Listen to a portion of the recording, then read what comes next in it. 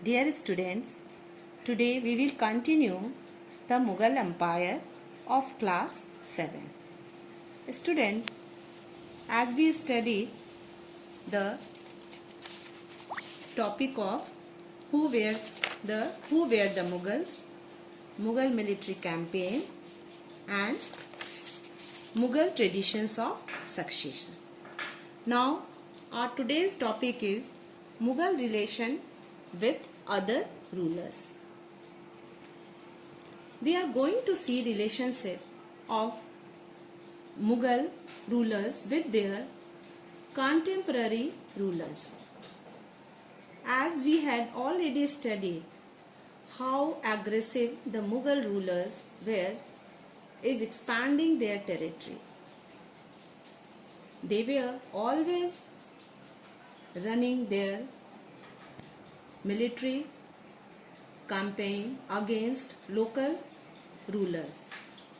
By these aggressive campaigns, Mughals were becoming stronger and expanding their territory. During these campaigns, some rulers accepted the authority of Mughal without refusing or resisting. Some accepted after defeat. By this, Mughal rulers became more and more powerful. Many other rulers joined them willingly. Some Rajput rulers are good example of this. Many of them started developing relation by marriage their daughter to Mughal families and received high status or position. For example, the mother of Jahangir was a Kachwaha princess, daughter of the Rajput ruler of Amber. And next, the mother of Shah Jahan was a Rathore princess, daughter of the Rajput ruler of Marwar, Jodhpur. But some who refused to accept their authority, despite their defeat, they were honorably treated by Mughals by giving them back their land or territory. By this way, Mughals were also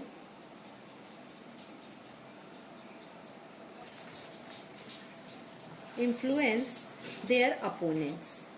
When Mughals defeated any king and rulers, they gave their lands or territories back to their respective kings to rule the kingdom, but under the Mughal control.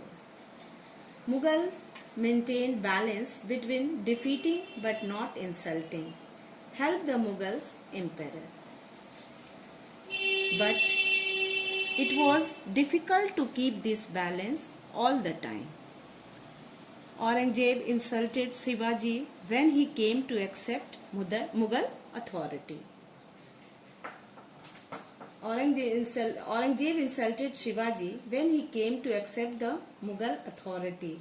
After that, Maratha fought with Mughals, in which, using guerrilla method, Shivaji harassed the Mughals. Thanks, students.